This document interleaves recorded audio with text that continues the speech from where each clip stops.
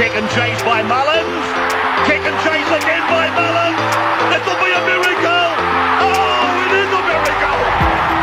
Fafita tries to crash his way over. He does. Fafita got the ball over the line. Hunter's kick is over the sideline for a 40-20. Yeah, g'day champions and welcome to 40-20 Sports. Round 10, we're already up to round 10. The year is absolutely flying. Had a bit of a good week last week for round 9. Going through the formalities of round 9 anyway. Congratulations first up to Chris, coach of Ballbrain, cracking name, with a score of 1,501. You topped the 40-20 Cup, mate. Congratulations. There's a shout out on our Instagram for you. Cockadoodle-doo, though, he is flying at the top of the 40-20 Cup. He is sitting at 67th overall, so he went down a couple of spots, but still he's number one there. The Ferrets, we had another good week. We cracked the 1,400 mark again, 2 weeks in a row we've done that. We're 1,411. We are now ranked 721st, 15th in the 40-20 Cup, so we're flying. Look, it is a funny old game, Supercoach. 3 weeks ago we were ranked about 11,000th, I think, 10,000th. So now we're into 721st with a couple of good weeks. Really happy with how the team's looking. We are going to be all systems go looking at the origin period and hopefully... I'm a bit torn this week whether to make a trade or keep some trades because I have burnt through them a lot quicker than what I expected and what I usually do. That being said, I think everyone's doing that. So could be a play to save some trades this week. Got pretty lucky, there's no injuries, so there's no real issues that I have to deal with. It'll more just be upgrading if I need to upgrade. But anyway, we're not here to talk about me. We are here to talk about the round team lists, who to buy, who to hold, who to sell. So, for round 1, the Thursday night game is the Dolphins up against the Manly Sea Eagles. The most talked about player of last week was Trey Fuller. Now, if you brought him in... and your sole purpose of bringing him in was for cash generation, you've achieved that.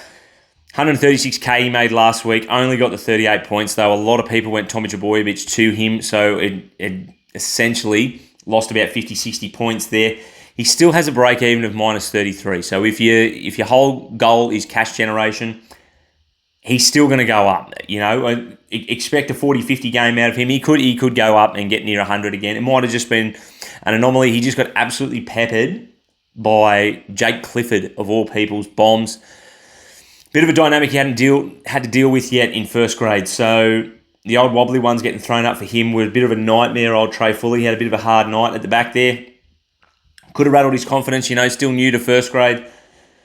Tends to happen. Look, I really hope for people who bought him's sake that he gets another 2 or 3 games in without the hammer. I'm not sure what Hammer's sort of process is with coming back. I don't know where he's up to, but the thing with Trey Fuller is he's at minus 33 break even. If he pumps out 58, his break even next week is going to be 31. So that 33 in his rolling average really hurts. He's set to go up to about 420k next week if he gets that price range, but there's every opportunity that he doesn't. If he gets another 40 game, God, you're in a bit of trouble. So even if he does and Hammer comes back, he's looking at about 450k over the next 2 weeks. Then you've got to try and go a jump to 450k up to 700k for a gun. Look, bit of a bad move for young players. I know Jareem Buller worked out for everyone really well last year, and everyone was sort of going off that. But anyway, Jermaine Osako, huge, cracked the 150 mark. Luckily, I bought him in last week. A lot of people were pretty keen on him. There is the talk now, Herbie Farnworth back, that he may not get as much ball. Look, I brought Jermaine Osako in. His average with Herbie Farnworth there was still 70-something points. So he had cracked a ton with Herbie there on his edge. I'm expecting Herbie to go back to the right and Jake Averillo will be on the left-hand side. But if that changes, if Jake Averillo stays on that right-hand edge, the ball movement just seems a little bit more fluent with Jake Averillo there. Just getting it out to Jermaine Osako, they're so heavily reliant on the right-hand side. Really good option for the buy rounds as well. Covers 13, 16, and 19, so that's really good. Bostock, I think Bostock's a sell. Even with that coverage, he is going to plummet in price now. Get rid of him while you still can. Get rid of him, move him onto someone.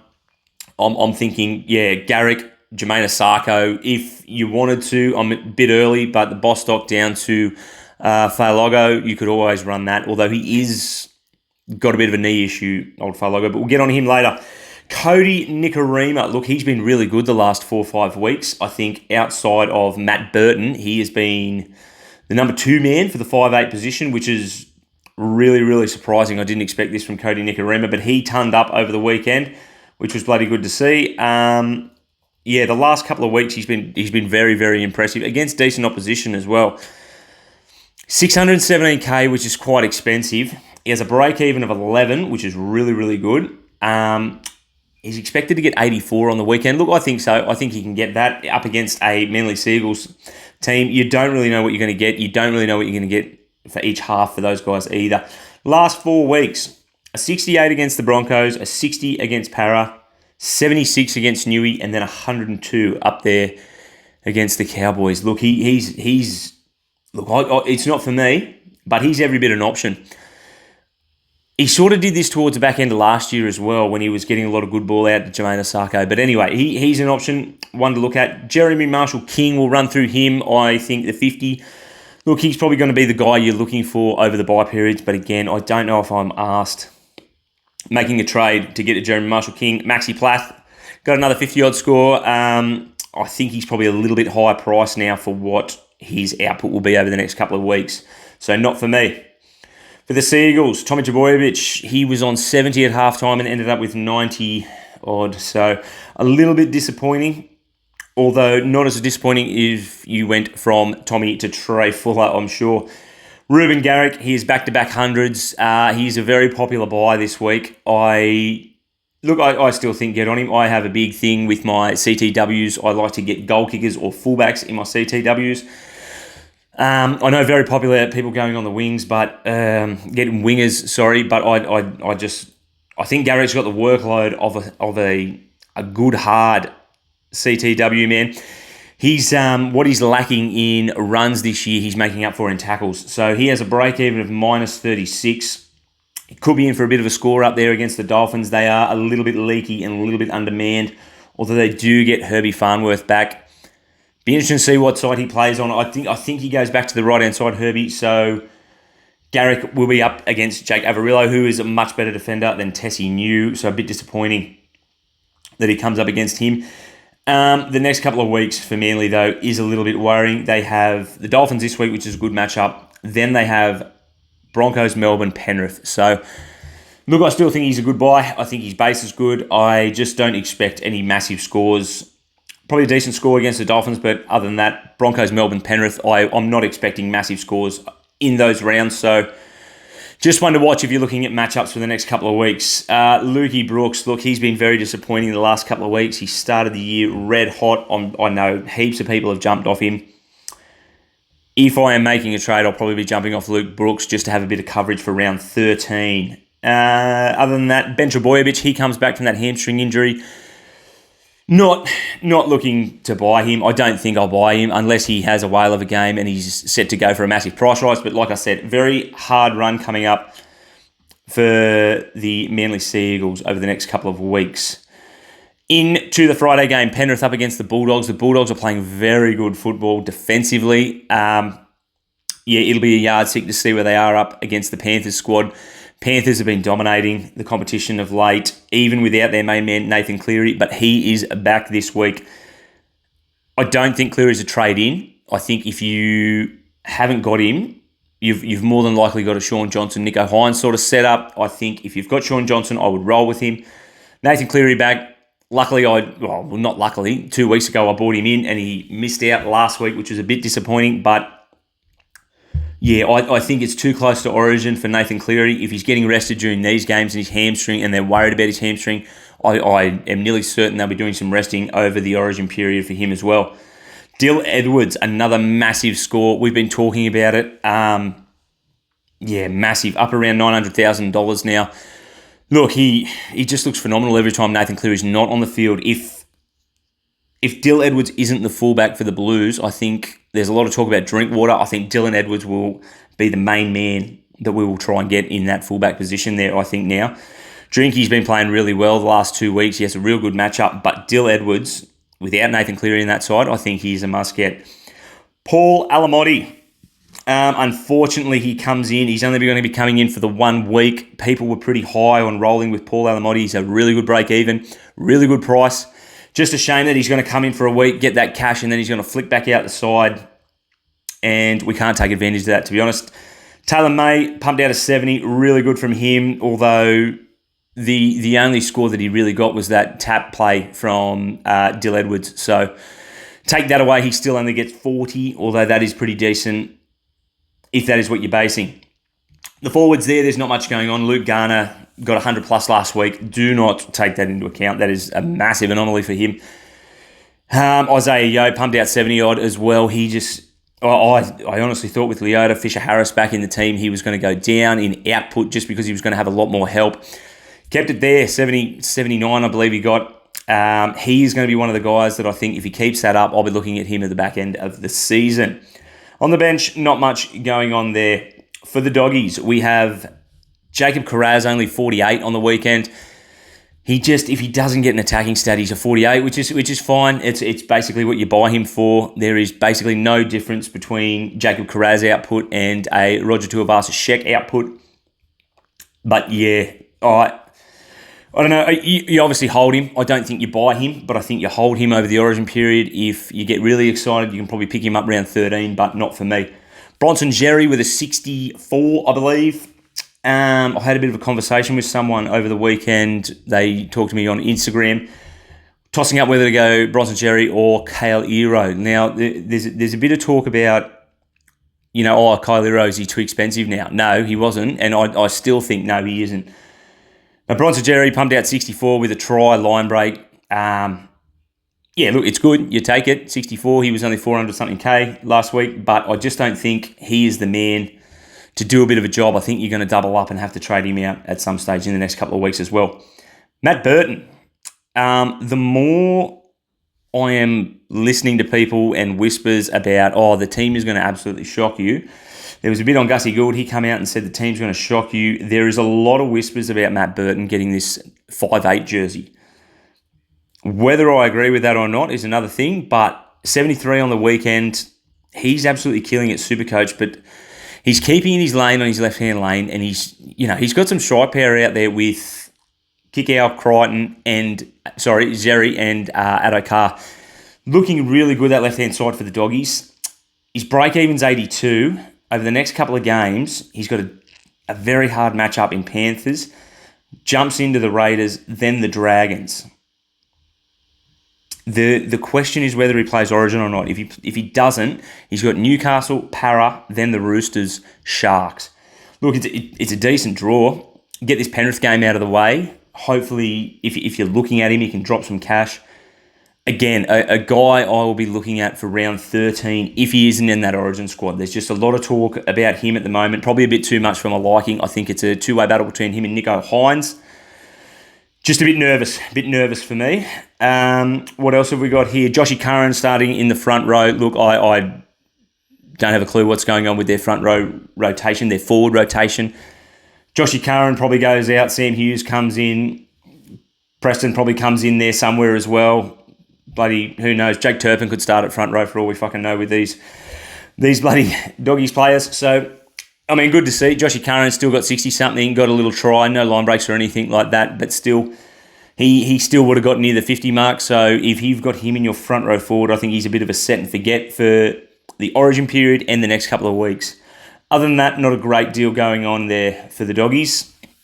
The Friday night game, the late game, is the Parramatta Eels up against the Broncos. I am fucking nervous for Parramatta. It seems to be them and South Sydney just getting absolutely hammered. Kick while they're down. Gutho out for 4 to 5 weeks now.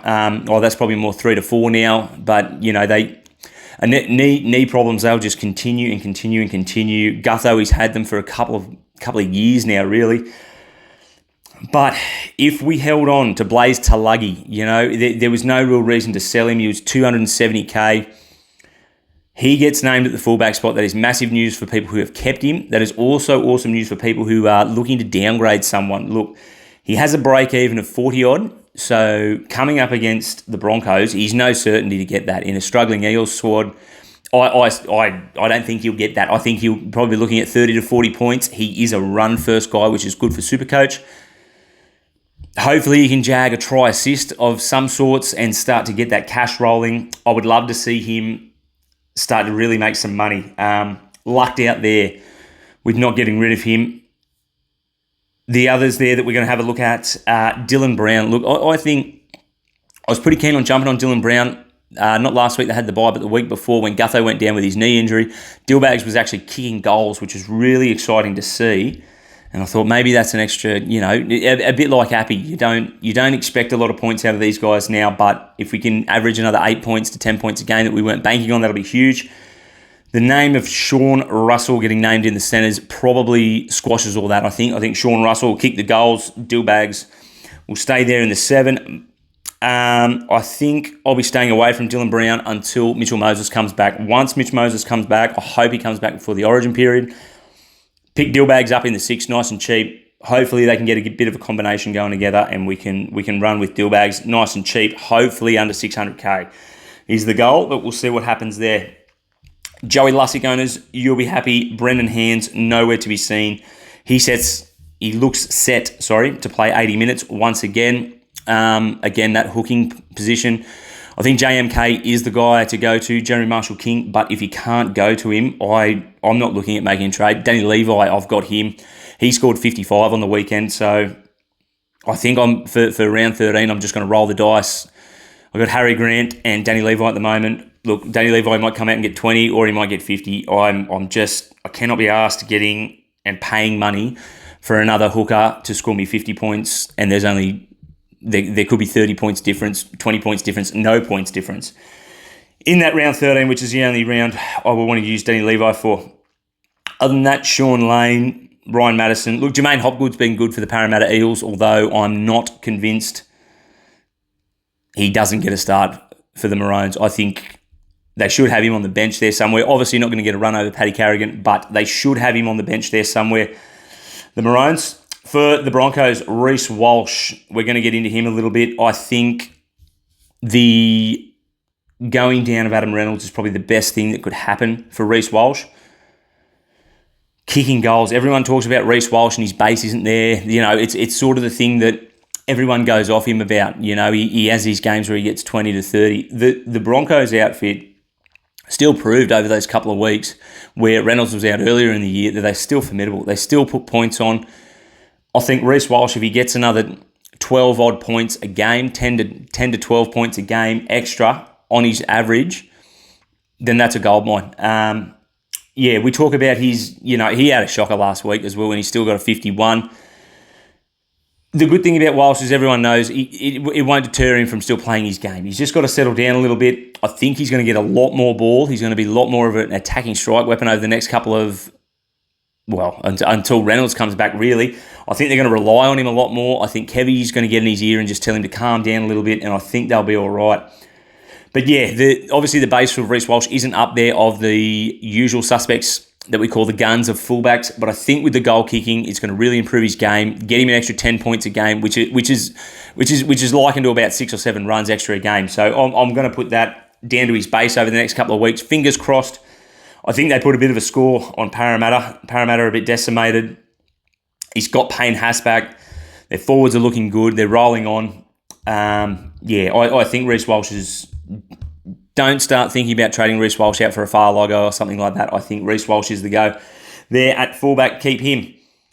Other than that, Josh Rogers comes in for a debut. Congratulations to him. Look, there's not a great deal going on there. Selwyn Cobber had a bit of a bad game last week.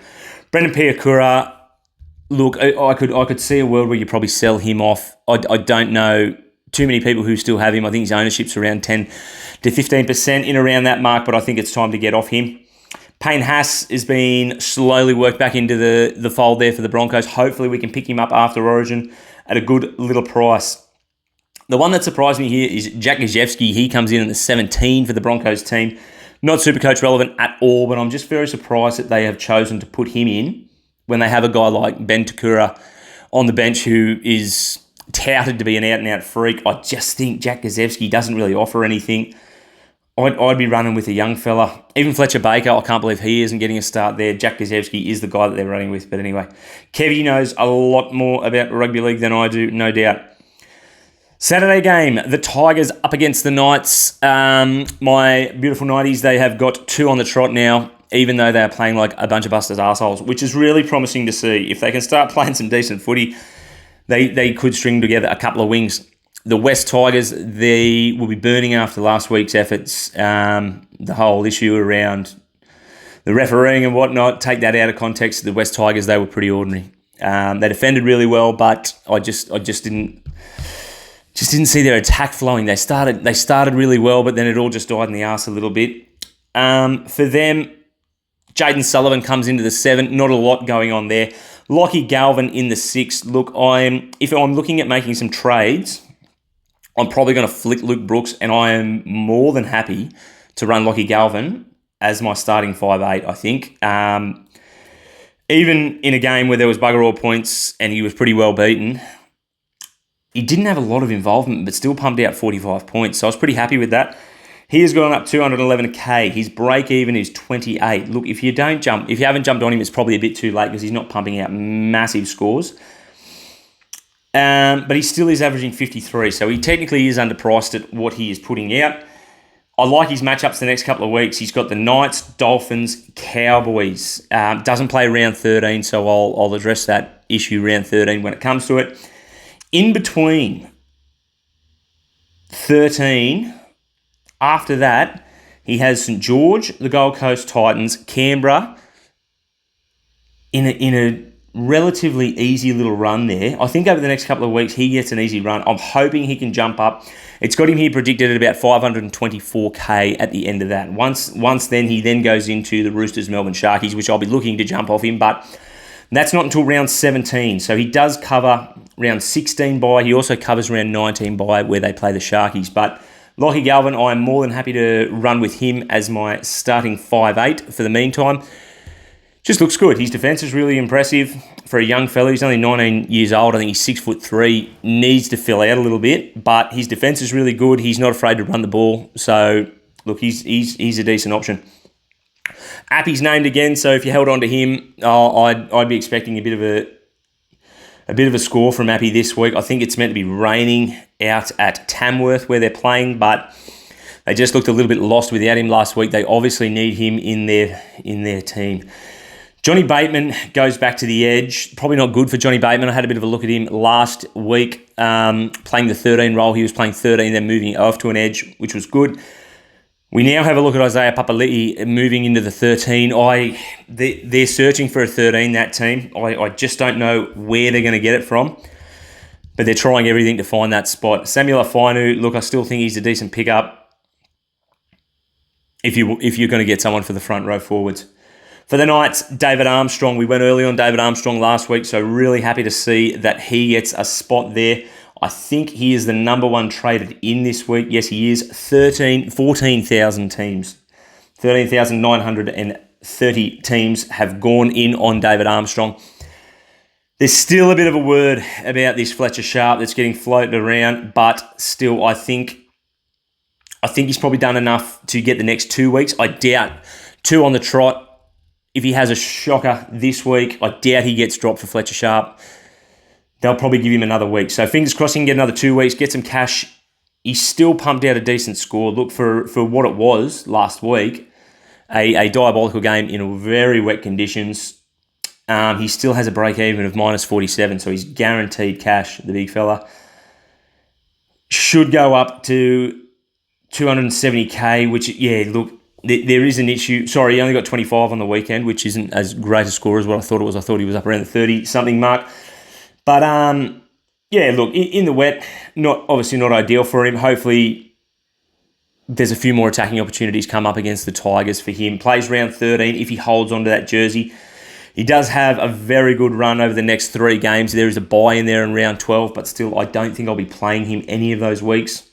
Coming up, Tigers, Gold Coast, the bye, and then Bulldogs for round 13. Maybe after round 13, looking at 14, 15 is Melbourne and Penrith, so maybe we can move him on then. But still, going off what his projected is there, it's got him at 300,000k at that stage.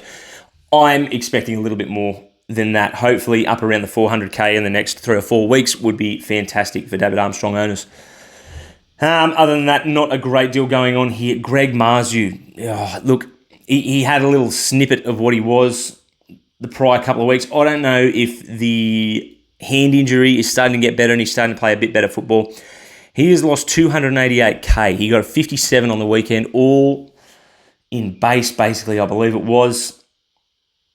I just don't like him without Ponga. I think at 500k, I probably want to see him drop down a little bit more even than what he is. If he is going to be a guy that pumps out 55 to 60s, I think he's got to drop down a little bit more even than that to be considered. Did get a line break assist over the weekend, so it's only 8 points, but still, then it puts him in at 49. So if we're talking 49, I wouldn't be looking at him. A 57 is decent, but still not fantastic for Greg Marzu.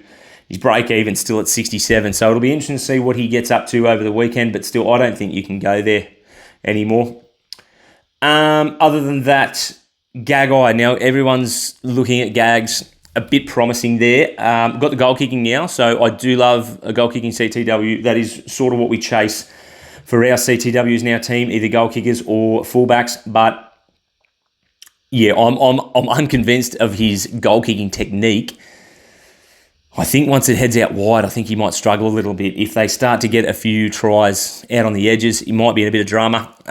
On the weekend, he got 12 points in goal kicking, so that's really good for Dane. But still, if they were all 5-10 metres away from the post, might be a bit challenging when he does get out to the edges and has a bit of a harder task at the kicking duties.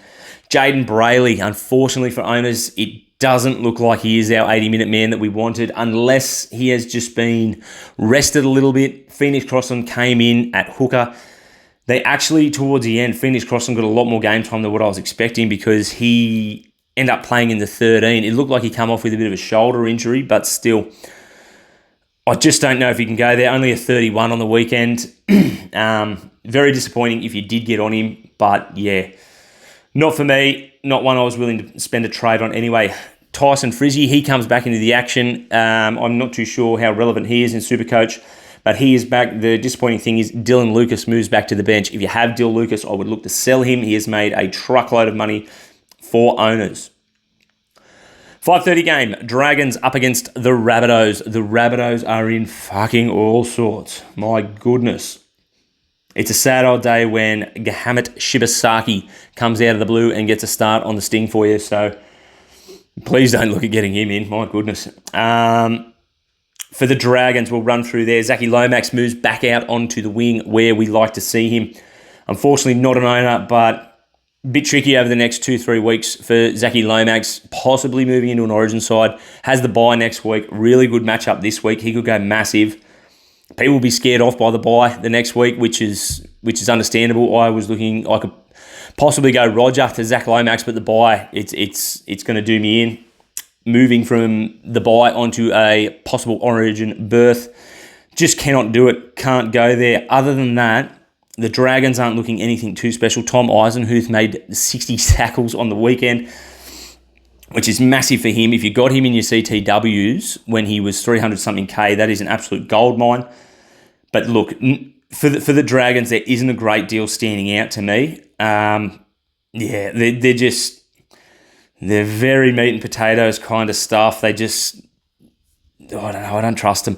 Anyway, Zachy Lomax is the shining light in that. If you have got him, beautiful. Fingers crossed he can go down in price. He's got a very high break even this week, but he could absolutely cane that out of the water. For the Rabbits, Latrell Mitchell, he comes back into the fold. I think if you weren't keen on Latrell Mitchell at the start of the year, I'm not keen on him at the moment, just with how decimated this side is by injuries. I think they're really going to struggle for field position. Their forwards, they're looking bleak, especially when that bench comes on. I mean, there's some guys there that are decent, but they've got guys starting on debut. Teapu, I believe that is how you say it, although I've probably butchered that. I'm sorry. He is coming in to the 7. He is their third string, number 7.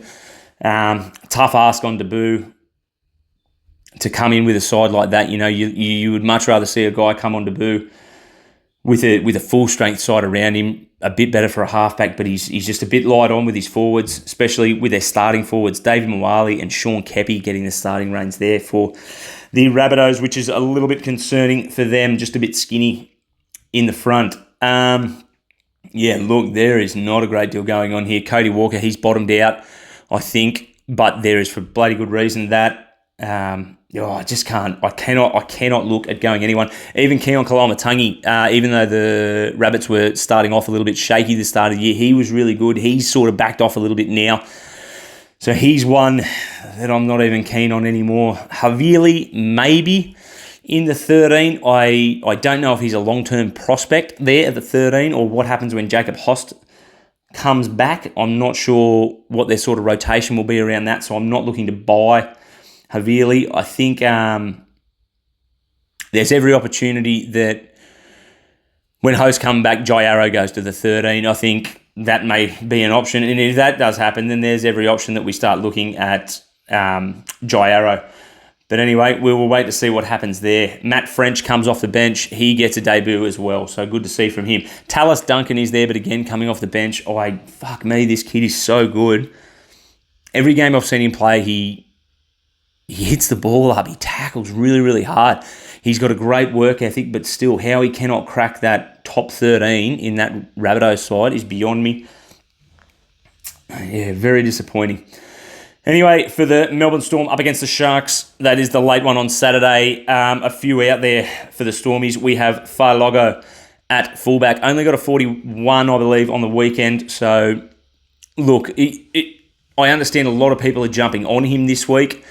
I'm leaving it. There is a little injury there with his knee. He didn't finish the game last week. He came off with a fair bit to go, I believe. But, I would. There's no way I'd be rushing to look at that. I think you've got a golden opportunity to see how that knee is pulling up before we can rush into anything with Fa'alogo. Also, I don't know who I'm going to trade him out to. I've got, on my bench, I've got Kyle Liro. He's going nowhere. And I've got Armstrong and Talagi. So they, fingers crossed, can start making a bit of money.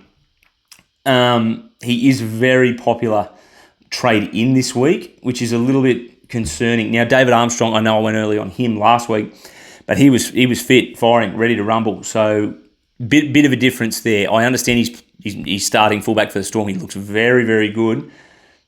Just with the injury, I want to see what happens there. 9,000 people have got him in on a person you could wait a week, especially with that injury going on with him. Grant Anderson comes onto the Sting. He'll be one to watch over the next couple of weeks, although I'm not too sure. I think only 2 or 3 weeks. That is because Wishart has moved into the halves with the word on Jerome Hughes being out for 2 to 3 weeks. So he probably only gets 2 to 3 weeks there in that wing spot. Not a great deal else going on. Sean Bloor had a really good game.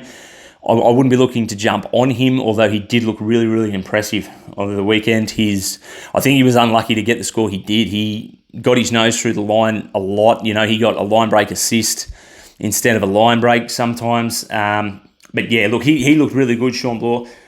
Hot real estate outside Money Munster. Again, Munster owners, look, if you didn't watch the game and you saw his score, the same thing, Sean Bloor, just not getting his nose through, getting an offload. You know, Sean Bloor, if he just broke that little bit extra, people were jersey grabbing him all game.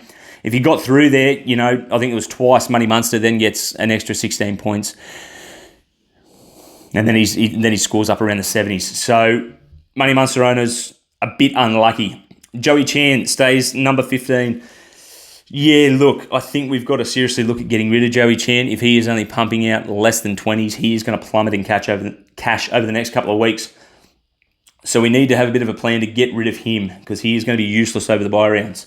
For the Sharkies, nothing going on in the back seven there. They are as they have been for the last 2 weeks. Ronaldo Mulatalo, a lot of people are looking at selling him, I believe. I think if you can go Ronaldo Mulatalo to another gun over the next couple of weeks, I think it may be an option. I'm not too big on trading out these guns, although I'm not too big on just getting wingers in to start with. He started the year red hot. I believe that was predominantly because Braden Trindle was there. Now they've got Atkinson there, Not a lot of balls going to the left-hand side. Nico Hines is so dominant on that right-hand side, and he's not sweeping around to the left as much. He has a break-even of 141. Yeah, that's huge. I don't think he gets anywhere near that. He could start hemorrhaging cash. Break-even of 141 is massive, especially when you've got all these guys that are kicking goals. Also, their run, the Sharkies, is bloody horrendous. Over the next 3 weeks, they have the Storm, Roosters, Penrith.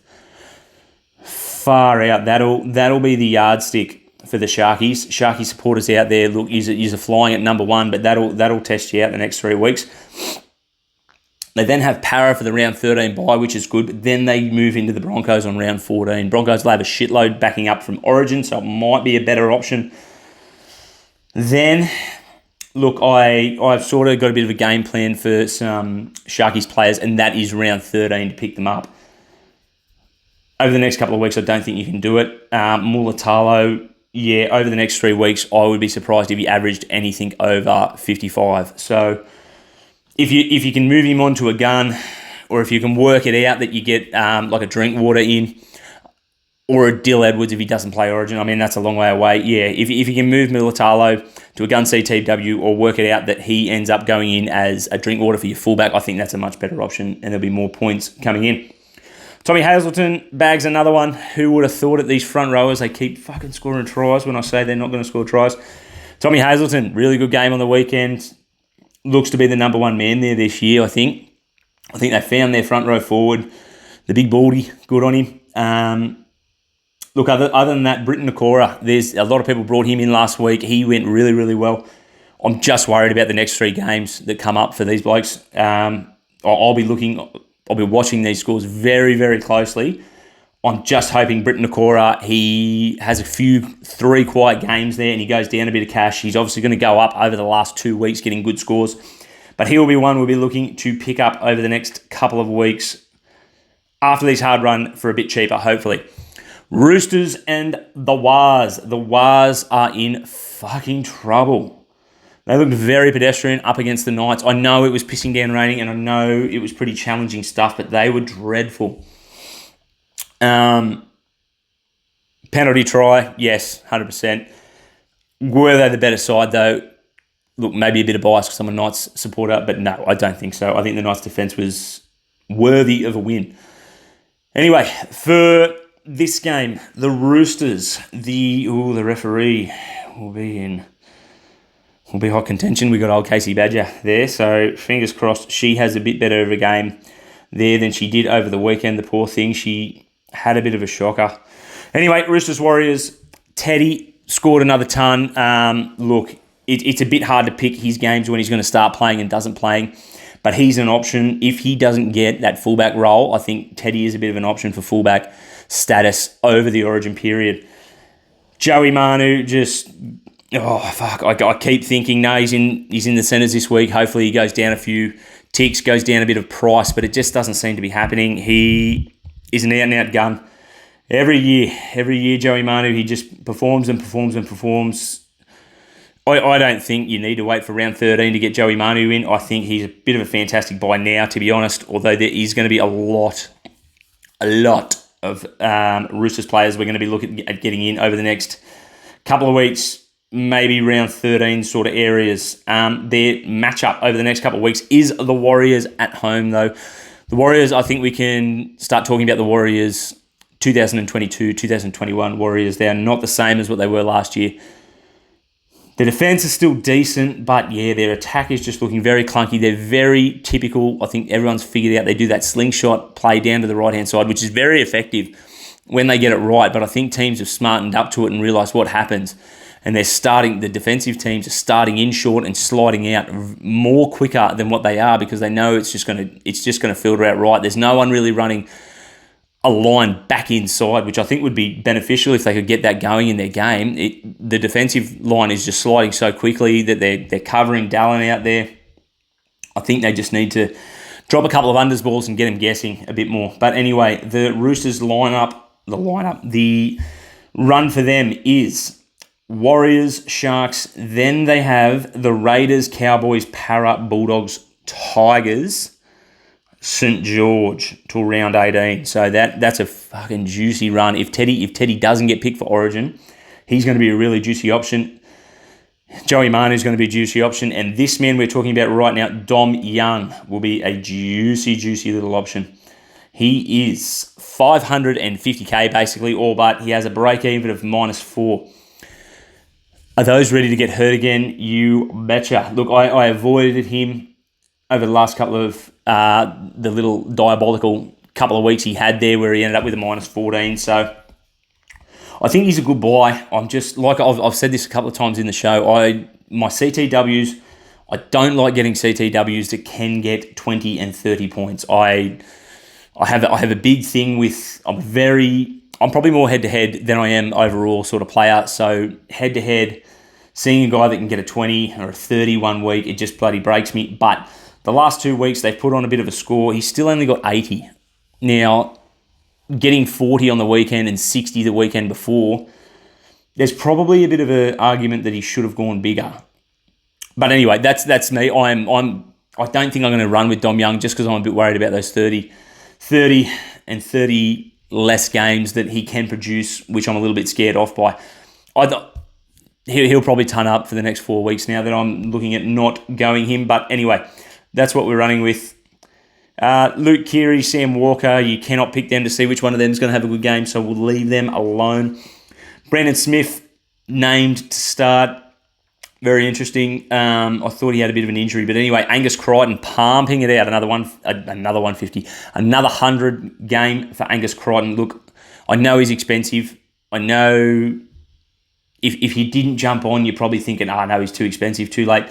If he's going to average 80 points a game, I don't care how expensive he is. I think you need to get him. 712k. He's gone up $300,000. That is going to deter a lot of people.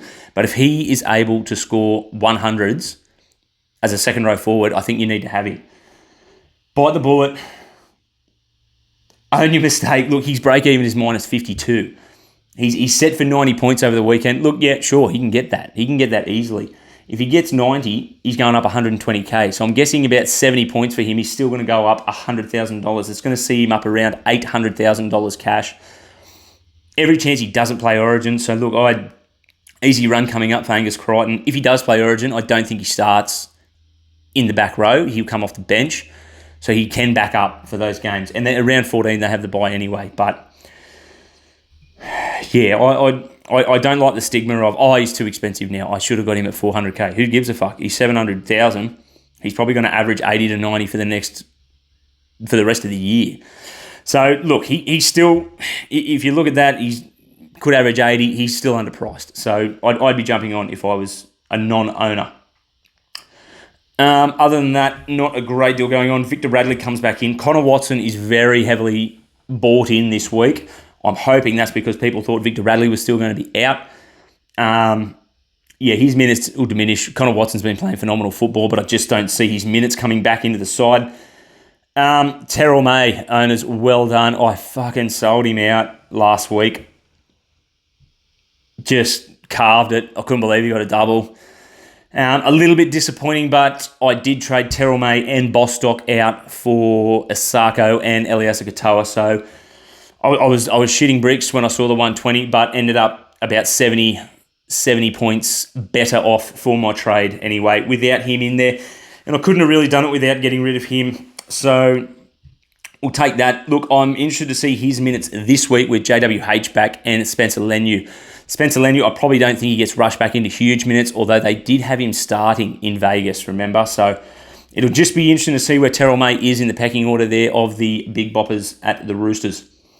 For the Wars, Chance Nickel-Clockstad still at the back there, had a bit of a down game. I'm thinking a couple of people were looking at selling him for a Drinkwater. I think that's probably a good bet. Roger Tuivasa-Sheck, look, he's a bit annoying about how little they go to the left-hand side for him to start scoring some points. So Roger Tuivasa-Sheck hasn't been disappointing. The Warriors have been disappointing, I believe.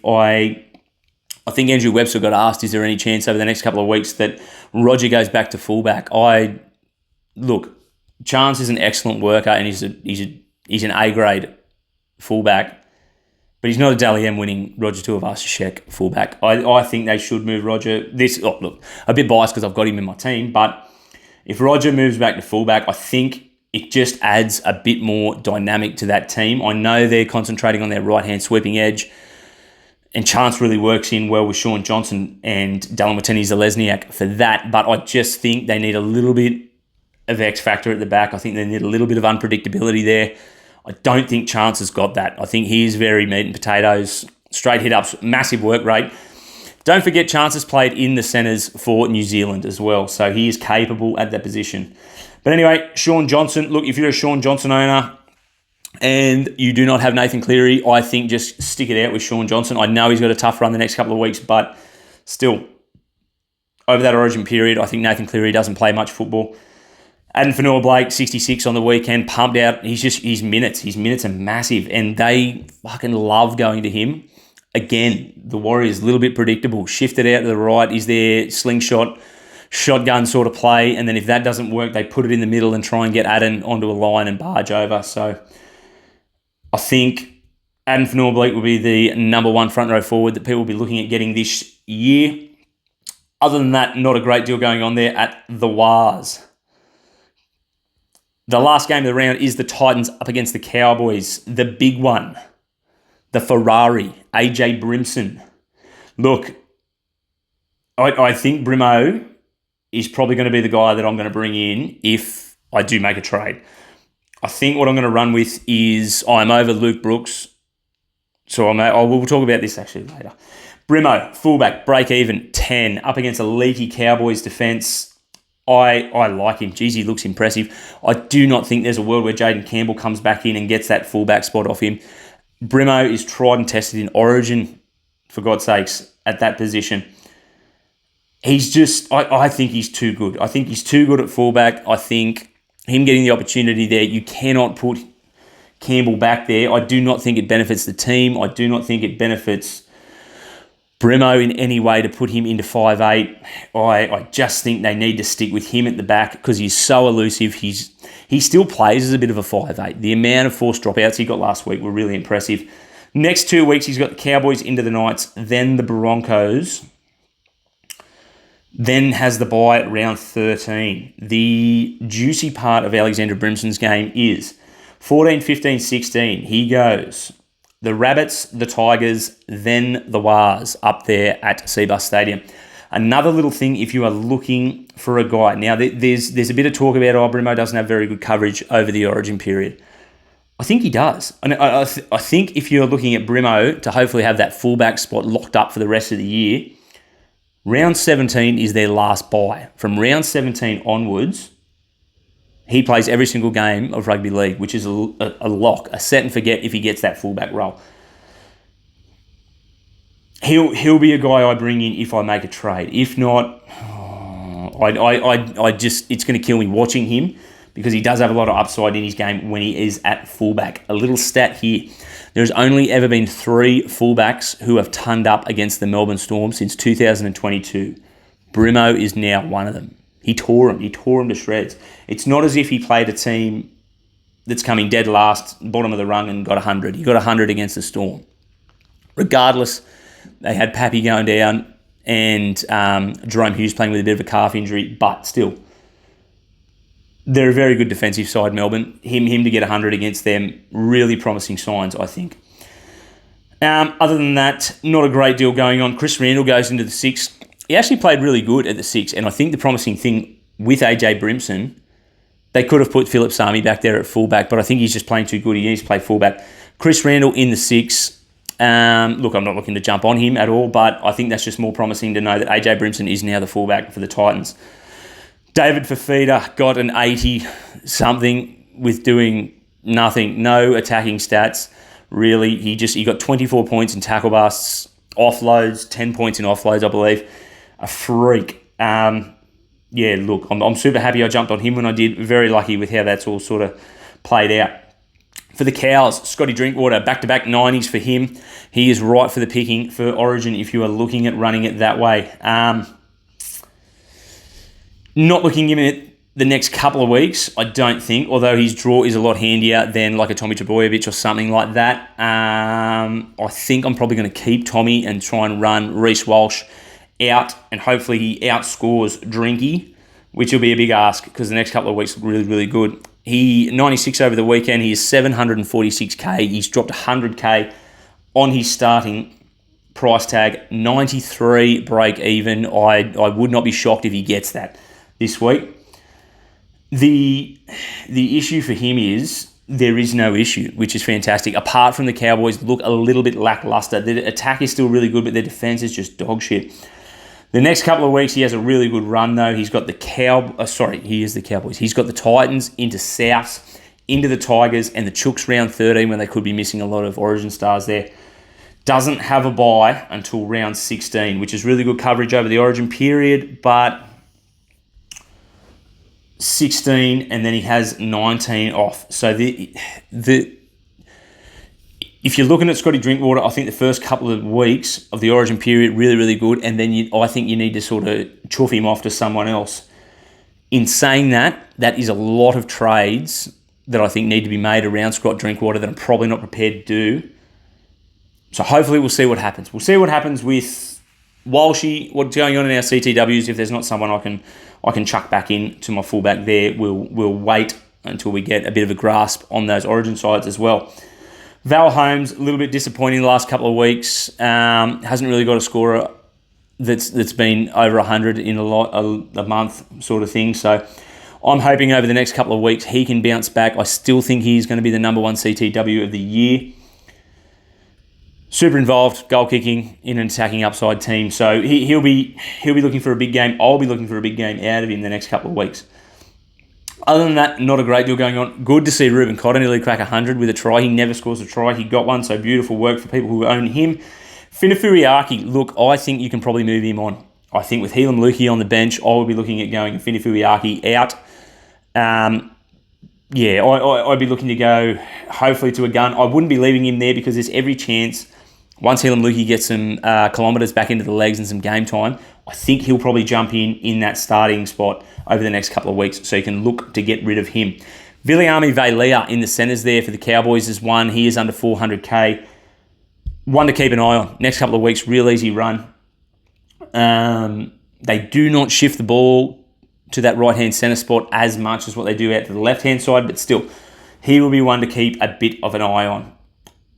Thomas McKaylee. Now, Thomas McKaylee looks like one of the greatest front rowers to come off the bench that I've seen in the last couple of years.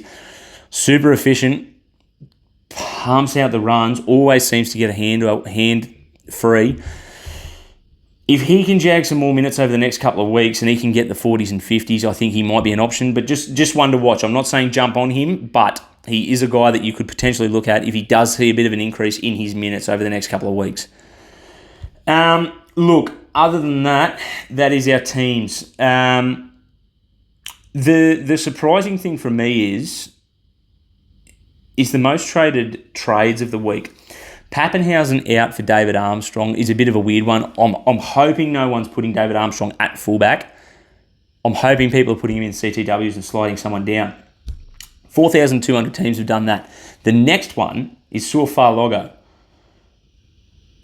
Nearly 4,000 teams have done that as well. Pappy to Farlogo. Surely there's people that are putting a fullback down there into that fullback spot. I hope that's what you're doing. The whole incident, which people have been burned a little bit by the Trey Fuller. Look, you haven't been burned by Trey Fuller, but that whole experience with Trey Fuller, I think Fuller's a better Supercoach player than David Armstrong, that's for sure. But that's just confusing me a little bit, how many people have traded Pappenhausen to David Armstrong and Pappenhausen to these cheapy guys in the fullback spot. I don't understand it as much. But anyway, just one to think, if you are looking at doing that, I think last week was a good reminder that in your fullbacks you need to go gun to gun. So if you've got Pappy, look to get him onto a Drinky. I think Drinky might be the play. For the Ferrets, look, I'm 50-50. I was 100% not making a trade on Monday. Now the more I look at it and the more I am looking at how bad the Warriors are going, I'm thinking of jumping off Roger Tuivasa-Sheck and bringing in Brimo. Now, people are going to say, yeah, Brimo, you've missed the boat on Brimo, but I don't think so. I think Brimo, really good scores that have come in. He looks phenomenal there at fullback. Hopefully he just gets picked there every single week. Got a break even of 10. Again, 100 against Melbourne is just super exciting. He isn't just an attacking option like a backup running player, like, a Hammer is or something like that. He is still heavily involved in the attack in the front line, getting a bit extra work there for the attacking plays by staying out of the defensive line, I think can only benefit him. Good run over the next 2 weeks.